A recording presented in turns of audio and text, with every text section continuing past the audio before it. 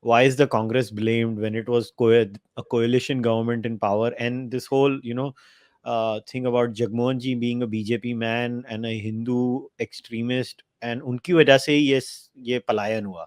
So let's club them together because they are interconnected, Yeah, to what you've said. So yeah. what's the story there? So we'll start with who Jagmohan really was and why he is polarized, and then I'll give you a timeline. And in 30 seconds, this whole thing can be, dismissed. That this is such a idiotic claim that doesn't even stand any scrutiny at all. Jagmohan was never a BJP man, really, as they say, or somebody who was, close to BJP. He did not join BJP till 1995, and there are reasons why he did that. Jagmohan, even his worst critics, he was, I don't know if a lot of younger people who are on this podcast don't know, he was an IAS officer to begin with. He was a civil servant who had attracted a lot of attention because he was so efficient. He was a very upright officer, a very independent, upright officer who worked according to the law, and he was not very amenable to what was going on. So he had acquired that reputation. During that time, he had, I think, in during emergency, he was very close to Indira Gandhi. That is a well-known fact that he himself says. As a thing. Then he was put in charge of DDA, Delhi Development Authority. Wahan pe he was given the charge of beautifying Delhi under Sanjay Gandhi's program and all that. So he did a lot of slum demolitions around in 1977 or that time, in 76, 77. So one of those, he did a lot of demolitions. One of those demolitions was in Old Delhi, Turkman Gate. Wahan pe there were a lot of Muslims there. And to the last minute of his life, Jagmohan acknowledged and kept saying that that demolition was needed and that people who suffered, who lost their homes, were better off for it because they got better houses elsewhere. They were relocated, they were rehabilitated, but nobody looks at that point of that part of the thing. The whole thing was, even though he a lot of as DDHM and he a lot of slums had been destroyed, but they only think of one, that Turkman Gate slum, because that's how our history is narrated. That's how it is. They will talk about that.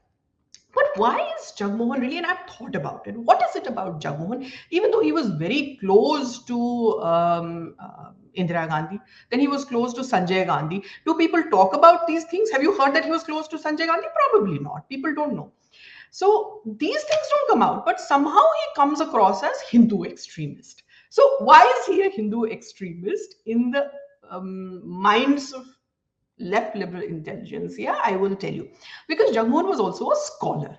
And he was a writer, a prolific writer. And he has written, anybody who's trying to understand Kashmir should read My Frozen Turbulence in Kashmir, because otherwise you cannot even begin to understand what is going on in Kashmir. But besides that, he was a prolific opinion writer. He was a prolific, this is not the only book he has written. He has written many books around that. But even in his articles, in his books, what you will see is, for now, it is very easy for you and me to talk about civilizational India. It is very easy for us to say that India does not begin in 1947. But remember what was going in 70s, 80s, and 90s. I mean, 70s, 80s, and 90s when he was active. You could not say that India is 5,000-year-old civilization. You could not. Nobody wanted to. The Romila Thapars of the world didn't want to hear that. They wanted to believe that India came into existence in 1947. So here is a man who was saying, who was the first prominent person to put across a theory, even when he was a Congress appointee. Remember, Indira Gandhi had sent him, he was governor of Kashmir twice, from 1984 to 89, and then for 4 months. In 1984, he was Mrs. Gandhi's appointee. He was Mrs. Indira Gandhi's appointee to Kashmir. In fact, there's a interview by Jagmohan where he says that when Mrs. Gandhi called me, I thought I was being sent to Punjab because Punjab jal raha tha. And she told him, "Arey nahi, Punjab to I will handle. You go and look into Kashmir because that is burning." So she clearly knew that Farooq Abdullah is doing some hanky panky. and she wanted his government to be dismissed or his government to be looked on, so he was sent as her man, as Delhi's man, as Indira Gandhi's man to Delhi, Kashmir in 1984.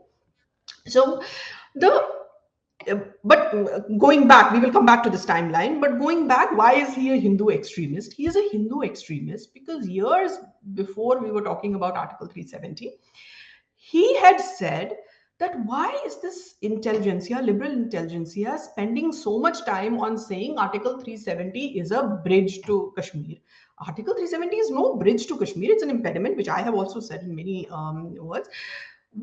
If you're looking for bridges from India to Kashmir, this is his words. If you're looking from bridges from India to Kashmir, why don't you walk into every temple?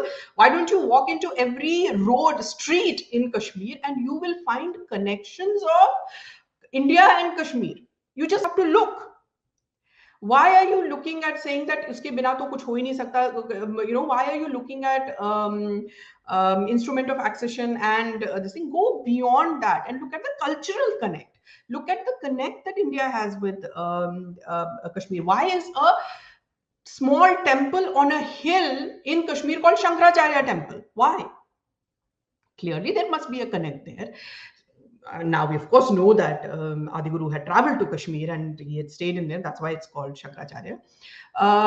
Then he would also say that why is it that a child from his way, and which I often use in my statements, that why is it a child from Coimbatore who knows nothing about Kashmir, but looks towards north and prays to Sharda Peeth before he is starting his education? Why does he do that? So clearly there are connects. So he would say these things. He would say that instrument of accession chodo, Article 370 sojo, think of other things that connect Kashmir to India. And this is a very old cultural connect, 5,000-year-old cultural connect. Guess what? This is what branded him as a Hindu extremist. This is what also branded Kashmiri Pandit's struggle as a right-wing struggle, even though left that is worried about minorities all over the world should have come to the, should have taken up this cause of Kashmiri Pandits. They did not come to Kashmir, help Kashmiri Pandits for this simple reason. Because what were we saying? We were saying that our connect with India is not something that can be defined by Article 373 of accession or 1947 or something. It goes back thousands of years. There is, I've said this, there is no India without Kashmir, but there's no Kashmir without India also. It goes both ways. So that is why our thing was not taken up by this entire liberal intelligentsia, because why talk about people too inconvenient. Yeah, why are we talking about India that existed before 1947? Who is interested? And because you're talking about that, that means now you're a Hindu majoritarian, you're a Hindu extremist, so we have nothing to do with you. That's what happened. And this is exactly what happened to Jagmohan also. Jagmohan also was a tough administrator. When in 1984 to 89 he had come, I will tell you, even Muslims who were tired of Farooq Abdullah, he was called Farooq Disco, because he was always, now you see him as an old man, but ek zamane mein Farooq Abdullah was also young. So he was going around Kashmir with film actresses and, taking them around with pillion ride and all that. He was just interested in all those things. He had no interest in governance, zero. He was playing golf. When Kashmir was burning, he was playing golf. Ye sab to sabko pata hai. He had no interest in Kashmir whatsoever. So he did no governance. And then after him, when his government was dismissed, then Gulsha came. He was also not doing any governance or anything. So governor had stepped up. And he had done some extremely good, local level work. नलों में पानी आना शुरू हो गया था, बिजली आनी शुरू हो गई थी, सड़कें साफ होने लग गई थी.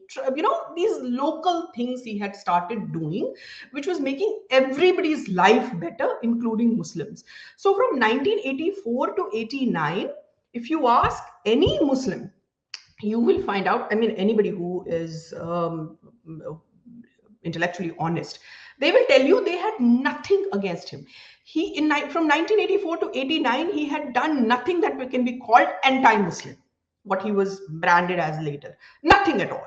Whatever he was doing, it was for the betterment of everyone. He had not done in governance, he had not done any discrimination, zero discrimination, and this even his critics will admit. So he was very popular governor actually in 1989. Before he resigned, he was very popular. So, but although he was writing and talking about how Article 370 is an impediment and all that, but on ground level, he had done a lot of good work. In 1989, Jagmohan, his term ends, he resigns. What is interesting is that he has said this, and no Congress person has refuted this, and I wish he would. Remember, he had already been talking about 370. He had already the reputation that he had.